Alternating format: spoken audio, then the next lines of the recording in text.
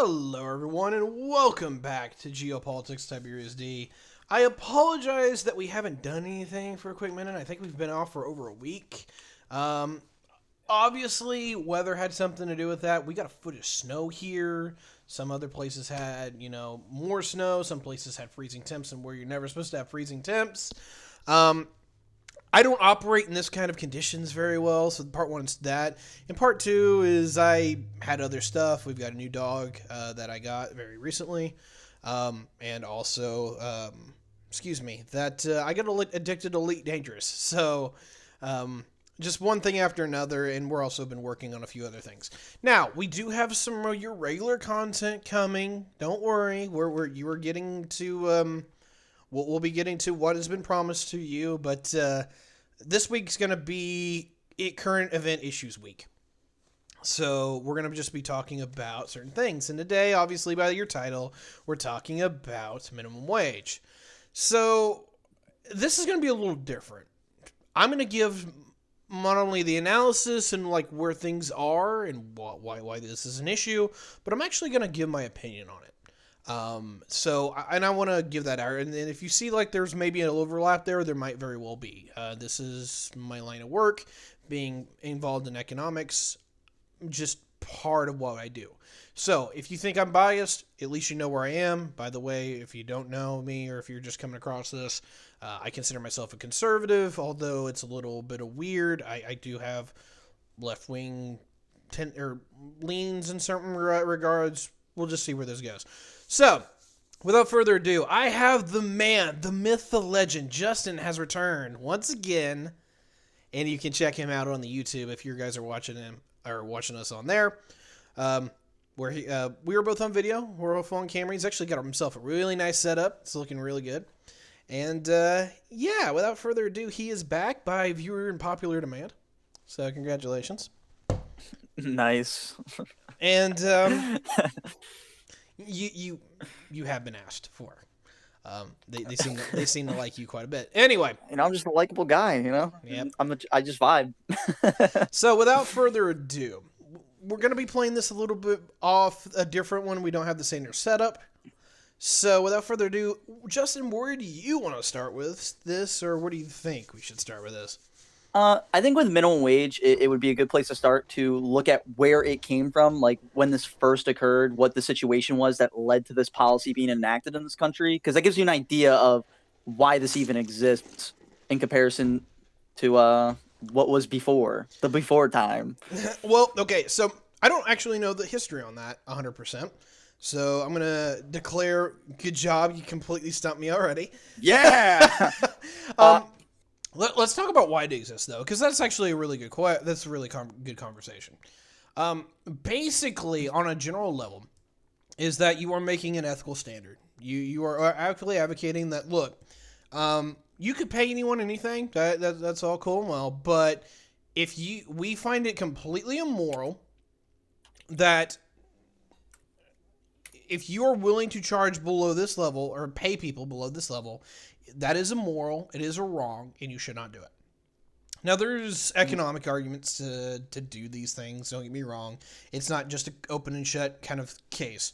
But what it generally is a society is openly telling you, if you are an employer, that you can't pay people below a certain amount, largely for moral reasons, although there can be a few economic ones thrown in there. And that's generally what that starts out. I would say the best place to start is that the big conversation right now, and this is why it's a current event issue, is that the next stimulus bill that is being worked on is supposedly 600 pages. They've released some details on it. They haven't put it to the House yet or anything, but it's $15 minimum wage over 4 years, which is really, really a big deal. And so I would say that's a really good place to start with it. But it's also telling workers they can't get paid that low. I agree with that. My friend LU her last username is in the chat right now, so he's very good with economics, gets to have a chat. But anyway, so Justin, do you want to take it further or go ahead? So as someone from New Jersey, we actually are already doing a like planned out a minimum wage thing. So it's kind of interesting that they're moving to that on a federal level. Essentially, at January 1st of every year, the minimum wage is increasing by $1 until it reaches 15. So right now we're at 11. This coming year, it's going to be at 12.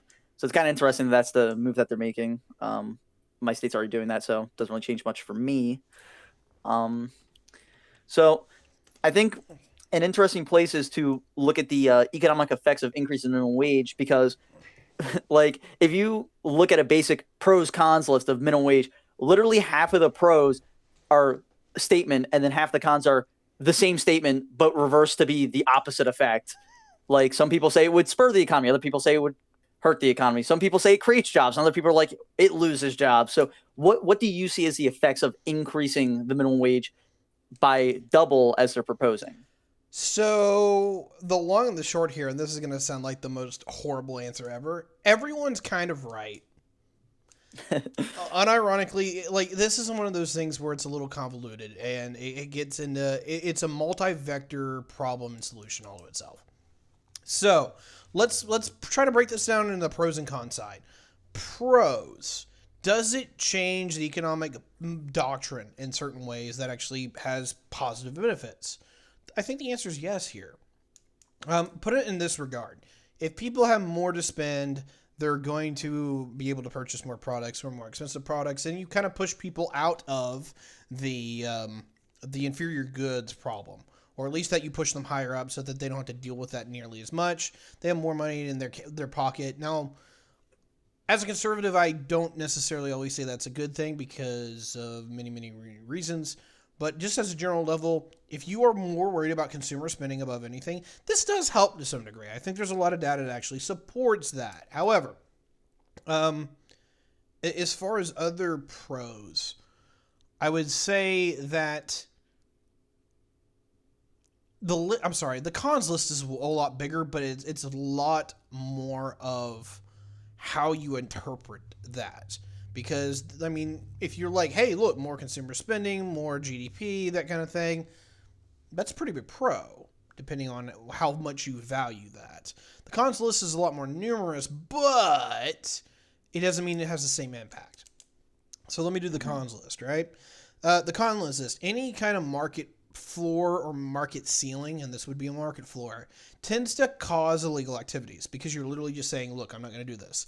This can be anything from what we have with illegal immigration, where we bring in migrants who don't, excuse me, who don't don't participate in the system like normally. So, okay, you have $15 minimum wage, but you bring in illegal immigrants, or you actually have what would technically be illegal workers who you double deal under the table, and you actually like, look, I can't pay you $15 an hour, but I'll pay you 12. But it's all under the table.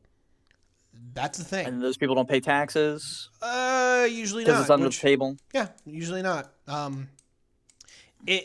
It goes it's very multi-vectored, but the long and the short here is that anytime that you see a market floor, you will usually see somebody trying to get around it. The question is how many.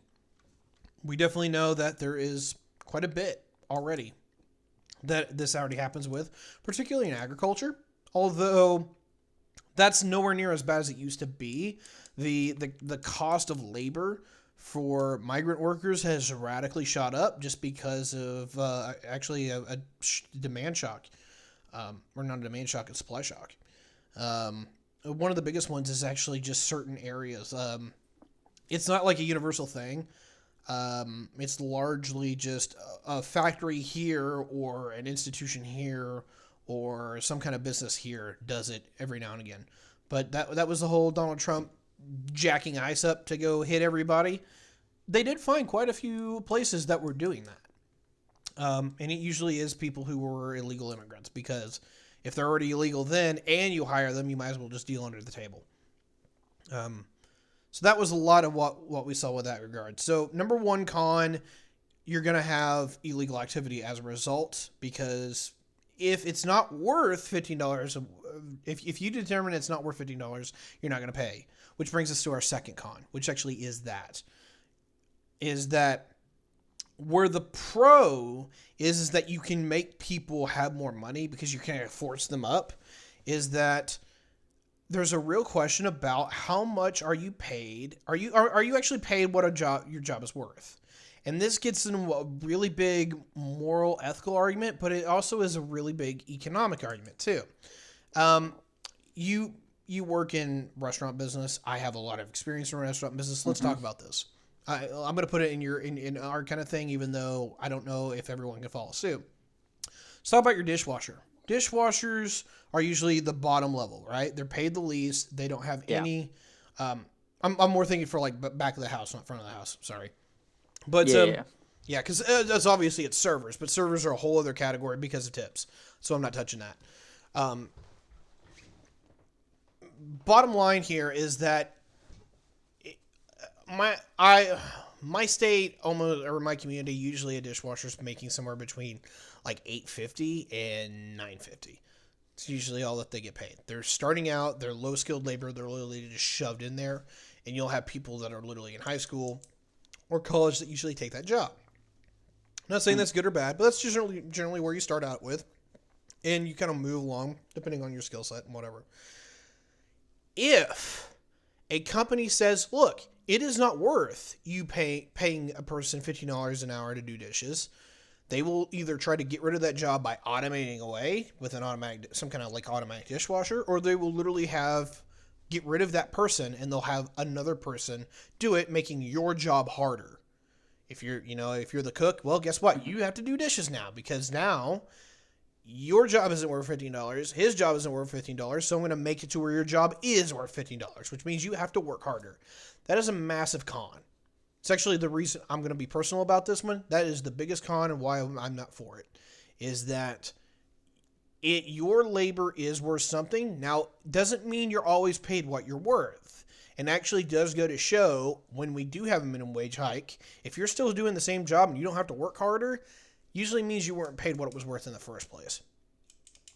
But as a general level, that's what we see is that if your company is paying you what you're worth, or if your corporation hasn't min maxed you like they probably could have, they will definitely do that because of a minimum wage hike. So, very, very big con.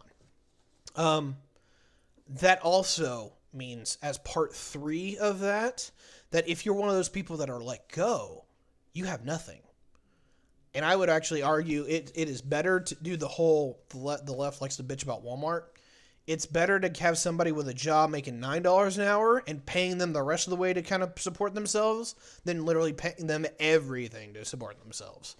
As a conservative, I don't like the welfare state, but holy crap, I will take a welfare state where people are working versus one where people are not. So there's that. I'm thinking there's one or two more cons in this, but I can't think of them off the top of my head because they're pretty much they're all faceted upon the floor, right? If your job would Mm. innately be under the floor, you have to bring it above the job. Um, okay, Chad actually helped me out with this. Does $15 an hour cause inflation? Yes and no. Um, there's a little bit of a weird thing about this. Okay, so we're going to find out definitively if we get a $15 minimum wage, if it does. Because what we've seen usually is that where $15 minimum wage has been passed already, it's in places that it doesn't really affect too much because the average labor gap is really high. Example, we had it in Seattle was the first one to really go for it. Which was a very interesting case study. But then it was Washington, and now almost any of the big major states that have very high urban populations, they've passed it. New Jersey being an example. You guys are working your way up, right? Mm. Places that don't need this are the places that are holding out. And that's the problem. We're going to see a massive political issue on this. Because guess what? Indiana doesn't need a $15 minimum wage. Marion County in Indiana needs a $15 minimum wage, but most of the state does not. And there is going to be a political hellstorm to pay for this when it's over. Sorry, get off track.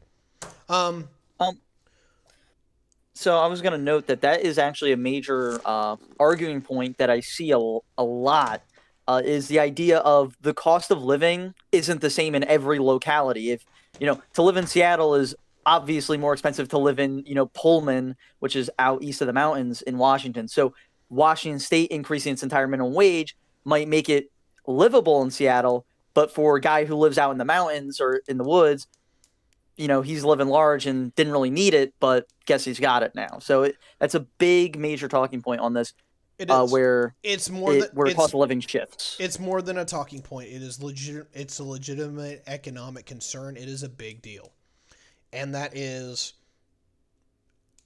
everyone in my community. Or I'm sorry, not everyone.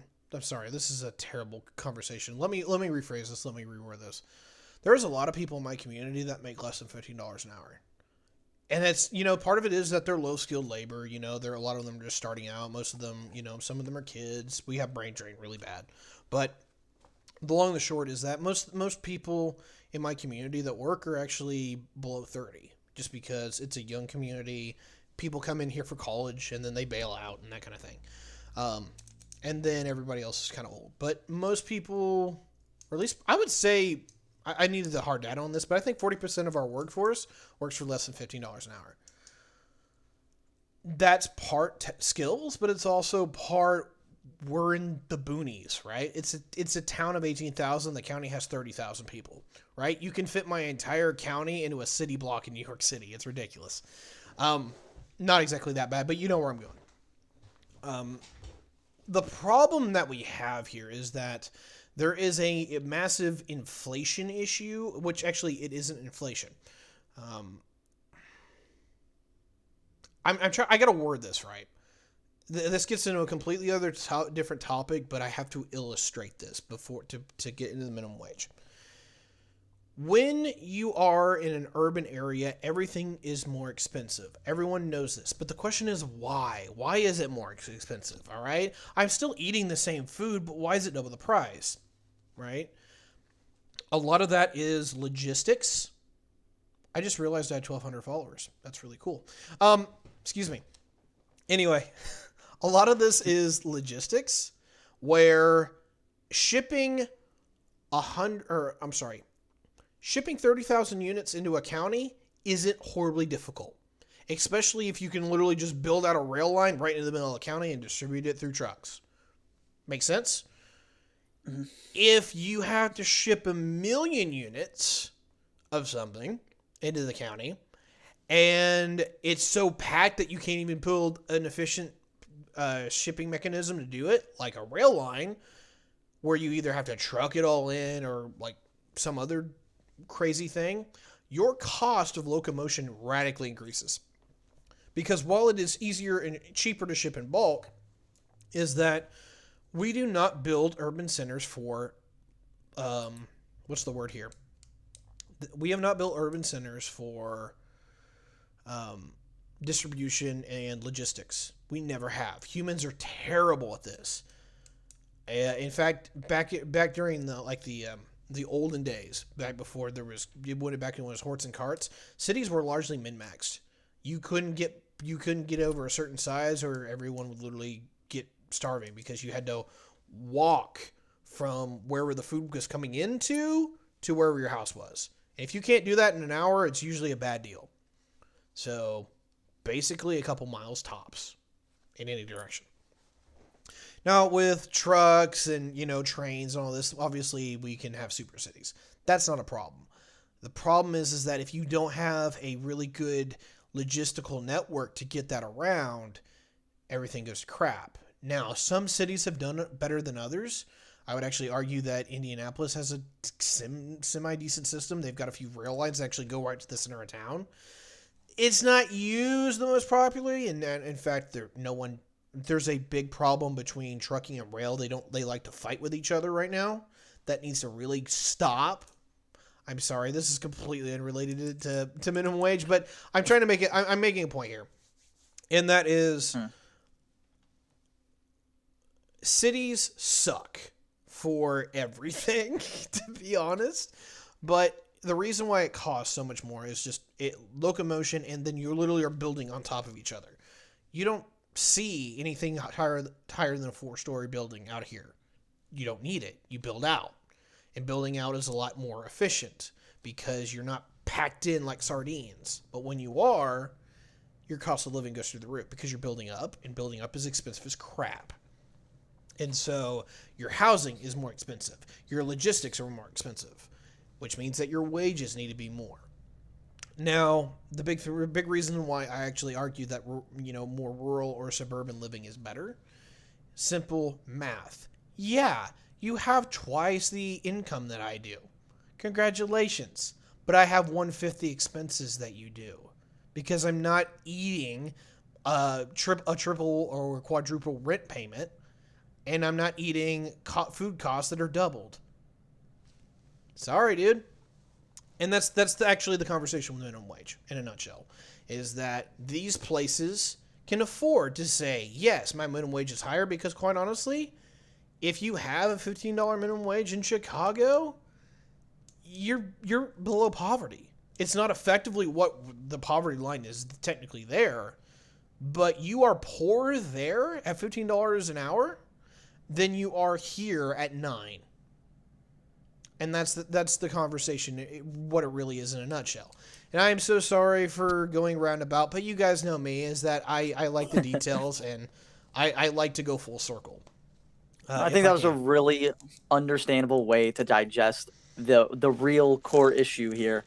So I guess from there it becomes an issue of how do you see, like, this is more of an opinion question, but how do you think wage policy should work in this country? Because if it is more that municipality based thing, then clearly having a hiked up federal rate is bad or not ideal. So what do you think would be the best route if you're going to do anything? Sure. Let me separate this into two, because one of this is a political ethical issue, and the other side is an economic issue.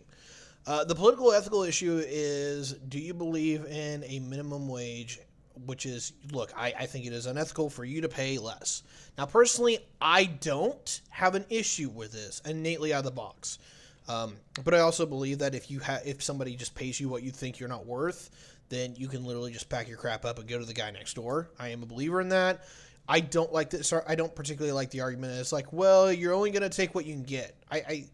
Maybe that's a city problem, but that doesn't make much sense to me, because you should have even more people to go to. But all the people from the city make the argument, so I don't know. What I'll put there is that I don't really care for the argument that you can't go somewhere else. I think it's ridiculous. So, tabling that, I don't believe in the concept of the living wage. Just because somebody offers you a job does not mean you should be able to provide for yourself fully. And there's a difference here, right? A living wage for somebody who is in college living with their parents is not exactly the same as a living wage for somebody with 3 kids. Which is entirely my point on this. Is like, treating everybody like they're, the same. I hate equality. I really do. I hate the idea that people are the same. You shouldn't treat people the same way. Solely out of the fact that, look, if you're 16 years old and you're in high school and you're wanting your first car, you are going to take a job. You're going to take an income that is lower than everybody else. You have no skills. You have no experience. There's only one thing you can do to be competitive with anybody else, and that is take a lower wage. And you do that solely for the experience, and you do that solely because you want something. You want that money for your first car, because without it, you're competing with all of them. You can't get that job. I will hire somebody that either does have experience or is, or may have an in, right? And obviously, this doesn't stay there forever, but it's a time delay kind of thing. If you pass a minimum wage right now, I have no interest in hiring you as a young guy. I have to wait until literally everyone cycles through the system to where no one has experience to where I'm hiring you again, which means that you're out of the conversation for 5 years, which means that now you're 20 getting your first car instead of 16. Oops. That's more of a short-term effect versus long-term effects, but that's a whole other conversation. Sorry, I got to organize my thoughts. My thinker hasn't been working quite the best today. Anyway, so I don't like the concept of a living wage because the idea of a living wage is just ridiculous from one person to the next. My expenses are $12,000 a year. Yours might be $30,000 a year just because of where we live. Let's talk about, do you have kids? Do you have a spouse? Do you know, all of that crap. I hate this idea of imposing a universal standard on anybody. So, there's that. Let's move. That's the political economic. I'm sorry, that's the political part, right? Is that do you agree? Do you believe in this? If you do, fine. I'm not knocking you for that. Moving on to the economic part. So the economic argument here about whether we should do it or not largely goes into just no. You're paid. You should be paid what you're worth. Whether you are or not is a bit of a touchy subject. But more often than not, in theory, if all things are actually equal at all, and let's just be honest here, probably is. I mean, all it requires you to do is to shop around and talk to other people in your industry, which if you're not doing that, maybe you're just super antisocial, sure, whatever. But as long as you have even an inkling of what's going on, you should know what your contemporaries are being paid. You should have an idea of what is the industry standard, right? That's actually what it is to be involved in an industry. And when you are doing that, you all basically kind of get an idea of what's acceptable and what's not. Now, the business class, the one left thing that I will say is the business class has done a very, very good job of making people not talk about their wages. That shit needs to end right now. Everyone should be free to have a conversation about what their wages are, because if you feel like you're doing well and Bobby Jackass over here is making more than you should be mad. You should have a conversation with your boss. Now, that conversation does boil into, all right, cool. Guess what? I think that Bobby Jackass isn't a jackass, and I think you are actually a jackass. I'm not going to pay you worth that. But you know what? I'm cool with that. I want that conversation with people because I'm tired of bosses being able to kite around saying that, oh, hey, we pay you what we think you're worth. But when you actually find out what's on the roster, they can't roll away from that. That needs to be more of a thing. Sorry, yet another tangent from Tyberius D. But you're going to find that a lot with this episode, so I apologize. In the post show, I'll have an interesting story for you. I'm going to write it down, but keep going. Okay. So, anyway, the economic argument, it really kind of falls into this, is that you can be, if you're paid what you're worth, it's fine. And I would say that's probably like the vast majority of people, like 95% plus. The problem that people have on the economic issue is that they take jobs that can't sustain them, right? If you're making $12 an hour in downtown Chicago, you aren't going to make it. You absolutely are not. So you have to do something to force the wages up by either packing up and leaving still a few people there that they have to raise wages, or you basically have to skill up into something higher.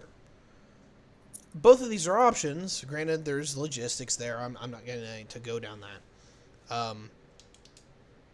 But the long and short here is that there shouldn't be a minimum wage if you're looking at this solely from an economic standpoint.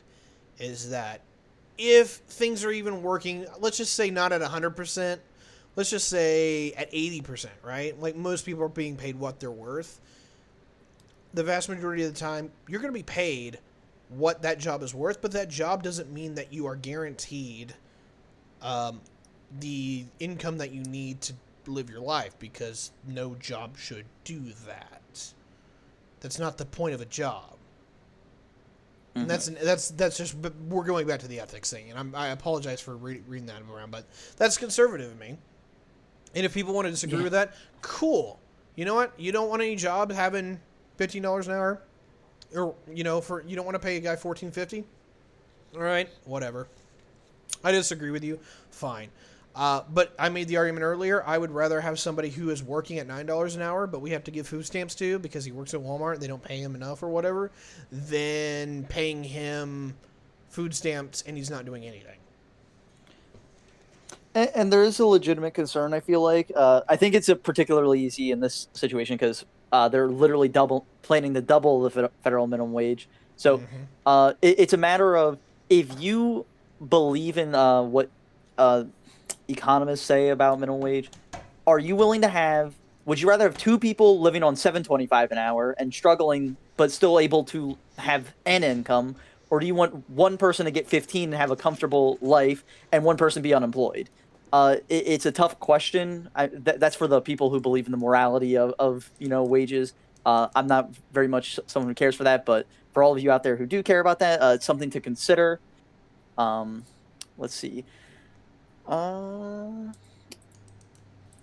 so as far as the politics right now with increasing the minimum wage, what's going on as far as like the movement in the actual political engine with getting this passed?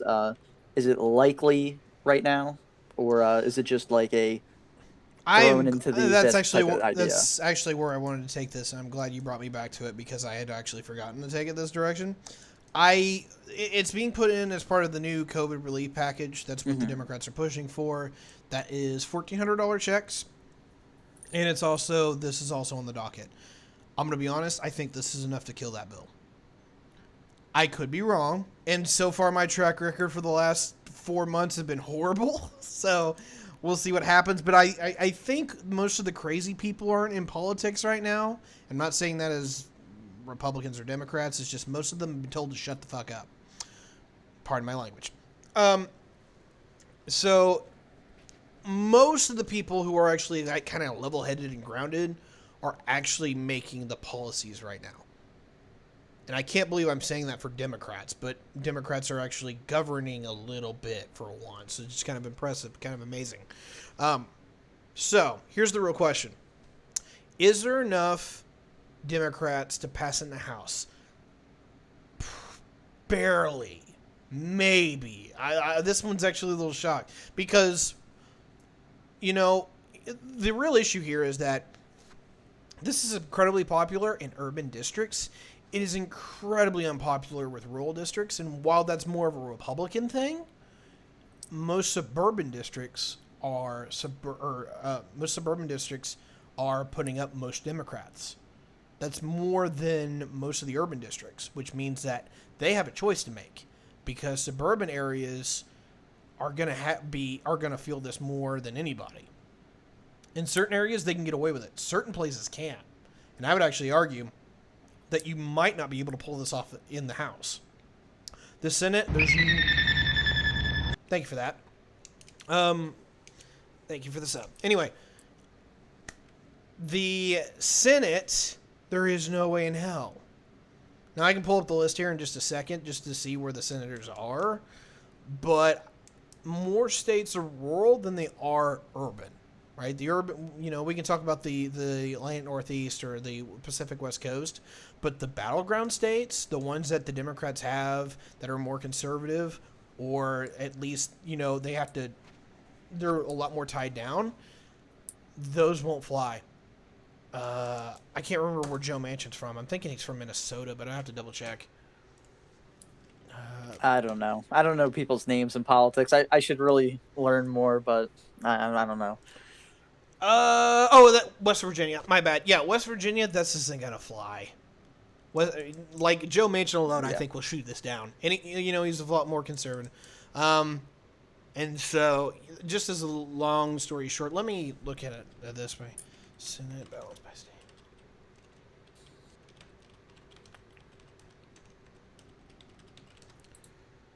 I'm looking for a map here, just as a qualifier here. That is not what I wanted at all. Oh, that's state.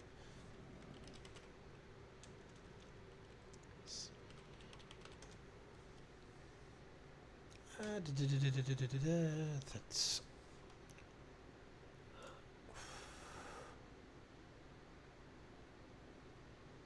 okay. The split ones are. Ugh, that was horrible. I don't know why I did that. Okay, so these are the ones that have Democratic senators right now that I think would have a problem. Minnesota, Michigan. Hey, thank you for joining the Sith Order. We appreciate that. Anyway, yeah, Minnesota, Michigan. Nah, I don't think Georgia. I think Georgia's fine. Atlanta can carry it, yeah. So they're probably looking at those It, voters it and would be saying, "Yep." it would be really close, but I would totally understand where Olsov and Warnock would actually go ahead with this. Arizona's a real question here, but everyone lives in Tucson or Phoenix, so that would actually work. Nevada, maybe? Don't know. Here's the ones where it really goes. Minnesota, Michigan, yes. Those won't go for it. That's going to be a really, really, really big fight for them. I would say that those are alone, and that's 4 votes that they would have to somehow solidify. Good luck. Now, on the other hand, we've got a few state senators that are from the split states, and all of them are on the docket. So, Pennsylvania, split Senate seat. That Democrat, he's going to have a hell of a fight. Granted, Philadelphia, Pittsburgh, obviously big Democratic strongholds, but the state has a very sizable urban population as well. They could probably pull that one off, but that's going to be close. West Virginia, no way. Ohio, I'm just going to say no. Wisconsin, no. Montana, no. So I'm looking at 10 possible votes in the Senate that would easily say no, or at least, and to a degree, have reasons to say no. Which means that they have to figure out how to get them all on board. And I don't think that's going to happen. I think this is actually going to kill the next COVID relief bill. You're going to have to see the minimum wage get off of it to actually get it passed. We'll find out if I'm right. Okay, sorry, I missed the last minute of what you said. I crashed out. I see that. I was also going to bring up the idea that if you're in a place where, like, for example, Washington, if Seattle, the city, has a $15 minimum wage and you're a Democratic senator, well, okay, your Seattle constituents already have that. The rest of your constituents are rural. You don't need to pass this because they already got that minimum wage in where they live, right? So for those people, even then, it's another consideration of if, like, I don't know if New York City has $15 minimum wage. They have nothing to lose, and it'll be for towing the party line, and it'll actually be worst case scenario, if you will. It'll be virtue signaling. Yeah. So, like, for them, it's not even like a political issue where it's like, oh no, I gotta, the people who got me into office need this because they already got this. So then for them, it's just kind of like a toss up. Like, they'll probably say yeah. But, no, it's not a toss up. It is literally they'll go, hey, we already have this, and you should too. Maybe. I don't know. I think I have less faith in people, but let's see. I get you. I do. Yeah, me where your else can we face. take minimum wage? Hold on, I need a minute. We gotta move things around. Oh Jesus, I'm breaking all the things, Tiberius. Oh no. Okay. What the what's another place we could take this? Oh, how does us increasing our minimum wage affect trade? Particularly with like outsourcing and things of that nature. Do you think that would be a major issue or not too big a deal? It is a massive issue. It is it actually hurts. It makes outsourcing even worse. I'm glad you actually asked this. You put this one in the cons list, but if we're already having problems with where our standard of living is actually higher than people we trade with, particularly Mexico, which means that anyone who is working for higher wages means that they're at a cost competitive. They have to be more efficient for their wage, or that job goes to Mexico. And it's actually the biggest reason I'm against free trade. If you have a minimum wage, you literally just got rid of one of your major things you can compete with. Because if I can pay somebody $8 an hour to build this thing when Mexico can do it too, but we're more efficient, we might be able to make the math work where that $8 an hour still is worth keeping here. But if you raise it to 15, you could categorically eliminate job after job after job. So yeah. Mm-hmm. It can that will absolutely pretty much in every way shoot us in the foot when it comes to trade. Now I did read a thing about the idea that increasing the minimum wage would effectively like. I can't hear you. 1 second here.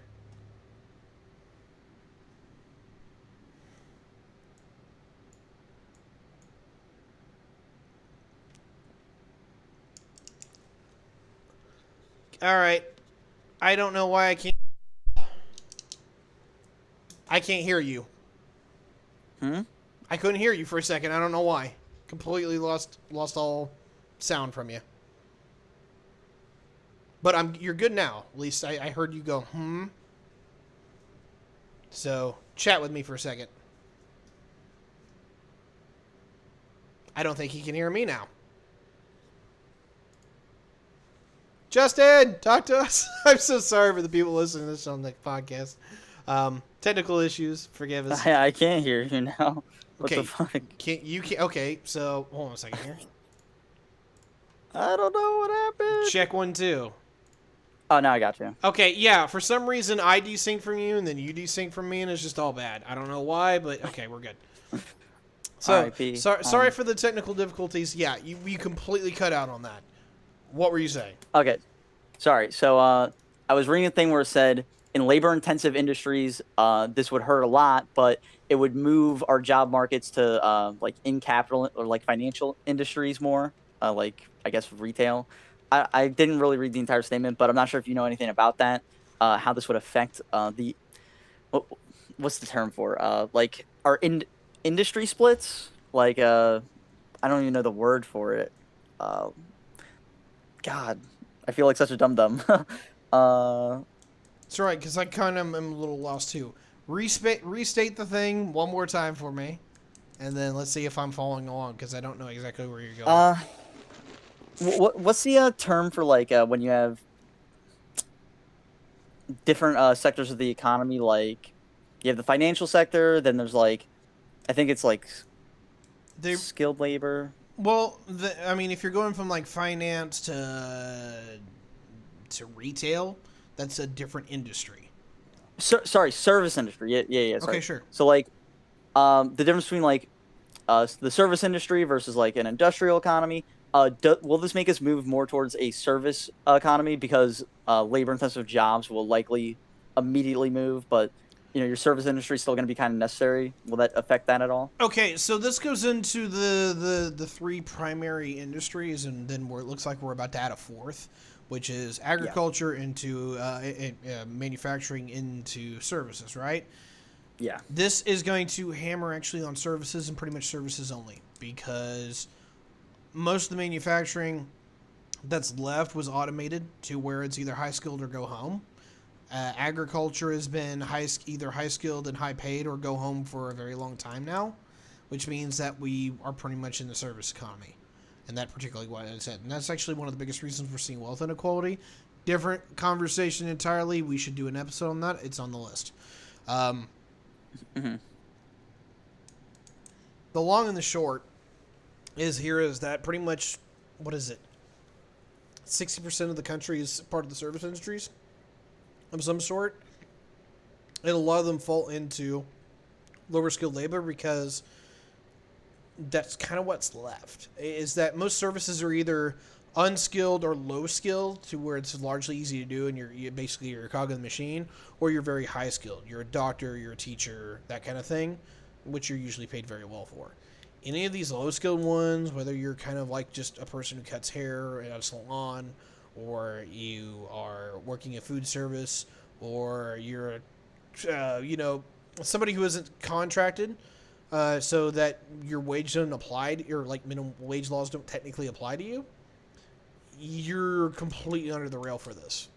And so if the salon's paying you $10 an hour, you might lose your job. Now, sometimes they'll pay you a little more because you need it, or because you live in a place that demands that higher wage. But around here, there's going to be a conversation. So that's going to be fun. Hey, yay. I just realized I'm going to have a bunch of angry women around for a while. That's going to be fun. Let's see. We touched on.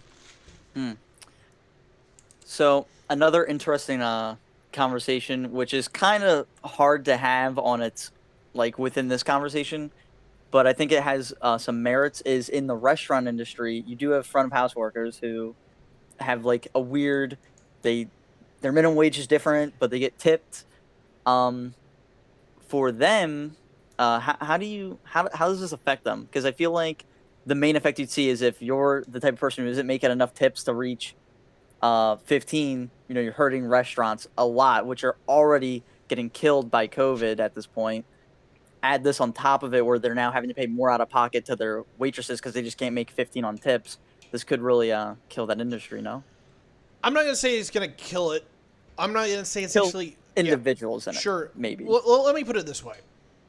As a general rule of thumb, even here, if you're a waitress and you're not making $15 an hour in tips, you're either very slow that day or that hour at least, or Mm-hmm. you're really probably bad at your job. True. I'm just gonna be honest. All right, so Yeah. waiters, waitresses, they get paid amazing amounts on tips if they're half worth of crap. And I'm not going to say it's amazingly easy to be a good waiter or a good waitress, but I know many that can make 25K easy. Some of them pull 40 because they're good at it. I'm not going to say that's that more of an exception to the rule, but let me put it this way. The rule is that they will guarantee you a wage, a paycheck that you absolutely have to do. Mine is like, my state's like 213. I think it's usually like 1/3 or 1/4, depending on what state it is. Some of them are ridiculous. Some of them are up to like 725, and then you have tips, which is quite rewarding. I'll leave that at where it is. Mm-hmm. Everything beyond that is tips, and if they don't make it, then you have to pay even more to make them hit at minimum 15. I don't know any restaurant that will hire anyone who falls into that category, or at least will keep them on, because most decent servers are going to be making here $22 an hour. Like I actually did the math the last time I was at one of the food places I worked, because it was just topic conversation. That's largely the average. When it goes into cities, I could easily imagine making a lot more. Whether it be by population density, where you might have more business flow, or whether you just have people who can spend more money just because of inflation, or not inflation, but because of the cost of living. Yeah, I'm really shocked that this would be a problem for waiters and waitresses. It's going to be a back of the house issue. It's going to be, is your cook or your dishwasher worth $15 an hour? Some places are probably just going to say, no, your dishwasher isn't, and the cooks are going to have to do it, which, have fun with that. My place already kind of does that. It's kind of weird, but yeah. I worked for a place that did that once. I didn't stick around very long. I'll put it that way. Like, there's a level where being overworked sucks, and honestly, look, I don't mind hard work. I can do it. But if I feel like I'm exhausted every time I get home after working only 6 hours, there's a problem. And I'm not interested in that. You better be paying me out the nose. Now, $15 an hour might be kind of worth it. I'm not going to lie. I mean, it's a lot better than the, 10 that I was making at the time? So, maybe I could work quite a bit harder for $15 an hour, but that's still a stretch, because if there's anything, I hate to be overworked. But that's me. That's, yeah. So, All right. we're at 48 minutes. We've got 11 to close it out. But is there anything else that we want to add? You know what, chat? If you've got a question or a point, go ahead and hit it up. Shred through one down. How do you explain a country like Switzerland? Extraordinarily high wages and low unemployment, same as Belgium. Wages and unemployment are not related. You can have high wages and low unemployment. That's not necessarily a thing. What the problem is here is that when you have a wage, are you paid what you're worth? I don't know Switzerland's particular labor laws. I don't know if they have a minimum wage. I don't know if it's high. I don't know if it's low. What we've definitely seen with most of the European countries is that They're a lot more unionized, and they're a lot better at getting collective bargaining to get what they think they're worth. Whether they actually are or not, different conversation. But the Europeans didn't walk away from it in the way that the Americans did. And so, particularly like Sweden or Denmark or most of the Nordic countries, they don't even have a minimum wage because their unions are so powerful, integrated, and effective, they don't need them. They just don't. I'm going to say a little bit. I kind of like that idea, actually. Switzerland, I'm not terribly concerned with, but I'll put it this way: high wages does not mean that you can't have low unemployment. Just ask Luxembourg. So I don't know where you get that. Is if any other questions, please address to me in the chat. So I think the high wages thing, it comes down to, we're not saying, like, with those countries, they might have high wages, but there's a difference between just naturally inflating to have high wages and, not having, like, the government enforce minimum wage and people just naturally getting paid what they're worth versus government coming in and saying, hey, everybody's worth $15 an hour. And that just isn't the case. There are some jobs and some employees that might not be worth $15 an hour, and it's just not that equal standard that can be applied to literally every employee. But There's a lot I think there's a lot I could actually say to that, but there's a whole field developed in economics to wages by itself, and that's labor economics. And it's just how much are people actually worth being paid, and how much are they worth in compensation. It's a huge conversation. Literally, an entire field, like a subfield of economics, is devoted to that one thing because it's massive. One of the big things that actually concerns me about minimum wage, which we didn't talk about, because this is more of a salary issue, is you could be paid less than minimum wage for doing a specific job. This is largely hourly work, but if you're a salary, you could easily fall under that. But you're supposed to be compensated with like a healthcare plan or vacation time or whatever else that should, in theory, put it up over that. Doesn't mean that's the case. And salaries are actually always a pretty good way of getting around that. Although there's math to be involved and labor laws to be involved. All right. What about the elephant in the room? Illegal immigration. That pushes wages down on the most vulnerable demographics like poor blacks. It is all supply and demand. We have excess supply. That is actually not a minimum wage problem as much as it is a labor supply issue, which I think you largely kind of addressed. It doesn't really help anything having illegal immigration. In fact, I'll even say that legal immigration doesn't help. Is that basically if you have more people, that means your prices on a general level go down. Lots of nuance here. Are you importing people with no skills? Are you importing people with high skills? H-1B visas are pretty cool, I'm not going to lie. Lot to go down with that. So along the general area is that different issue. And so I'm going to table it. You guys got 6 minutes. Let's make it happen. Yeah, do it. Otherwise, we're going to close it out. Now's your chance. Now's your chance, buddy. I think he's wanting to get in on the after panel. But yeah, I mean, to be honest, I had like 6 bullet points I was gonna hit, but then in like your first answer, you like knocked out 4 of them, and I was like, oh damn, like my man just really just like 6-shooter the fucking glass bottles. You know what I'm talking about? Like, yep. It's crazy. Yeah, I mean that's kind of my job is that I try to answer questions before you have them. Unironically, that if I'm doing that, I'm doing my job. It's just I'm giving the details that you want to know before you even have to ask the question. So that is a good thing. I wish I had that skill. Well, it's just one of those deals to where people want to know the context, or at least if they are any more informed and they actually care, they want to know the context. And figuring out what those questions are is actually my job. That's where I actively try to make my bread and butter. All right, so the last question. What about woke corporations paying more than minimum wage voluntarily? Why do they need to be legislated? They don't. And they're jumping ahead of the gun, if you will. And that's fine. If they want to do that, that is entirely among their business priority to do. And there's no problem with that. If they can afford it, if that's what makes them happy, they're good to go. And on that note, everyone, this has been Minimum Wage. That's been the issue of the day, and I appreciate you all for being here. We're going to have a slew of episodes come out this week. Tomorrow should be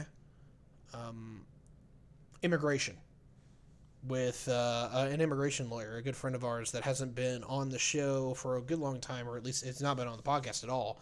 But my friend Nate Dallin has scheduled me for tomorrow, so that's going to be great. And then Wednesday haven't 100% signed on for this one yet, but my friend Sam Drizzy, which it works for the Democratic Party as a political operative, we're going to be talking about party politics, and we're going to be talking about like where the parties are going, which is kind of like our update episode to the political transitions skit that I originally opened up the show with. So this is a eventful week that we have planned. Now, hopefully everything goes right, but you know how my luck is. So that's what's coming down the pipe for this week, and then later on we will see either towards the end of this week or maybe next week we will get back on track with doing some of those other episodes that we were talking about. Brazil and Argentina, Iran, Saudi Arabia as countries. We've got nuclear or WMDs, and we have technological revolutions. There's a whole list of things that we've got coming up. So on that bombshell, thank you all very much for joining us. Justin, say goodbye to our good friends. Bye, friends. I love you all. Unironically. I can't believe I just said it in the most sarcastic way possible. I do love everyone so much. Appreciate you all. All right. Anyway, so for anyone who is still listening, though, whether you're in the chat, whether you are here, or whether you are a part of the podcast, if you like what I do, feel free to help me out. Worrying about this means that I don't have to worry about other things, which is great, and I want to do this more. And if you are willing to contribute to contribute to the show, we'd appreciate it. Donation links are usually in the descriptions. Check that out, and if not, you can find it on either my website or my Twitch or whatever. We'll definitely get that to you on posts. But on that note, contact me on LinkedIn, Twitter, and Facebook if you want to do that to see my business resources. You want to ask a question. If you want to watch the show, you can watch it on Twitch when it's being recorded, or you can watch one of the political after panels, or just me having a time gaming. You can catch us out on YouTube in person, which you may be doing that right now, where you can watch the full show. A lot of people do that. I have a lot of engagement on YouTube. I'm very thankful for that, or at least a lot of my comment engagements there. And then if you're on the podcast, we'd appreciate it if you just stop by, give us a handout on there. There should be links in the description, but not there. Or if not on the podcast, find it on YouTube, finding that. I'm easy to find, Tyberius D.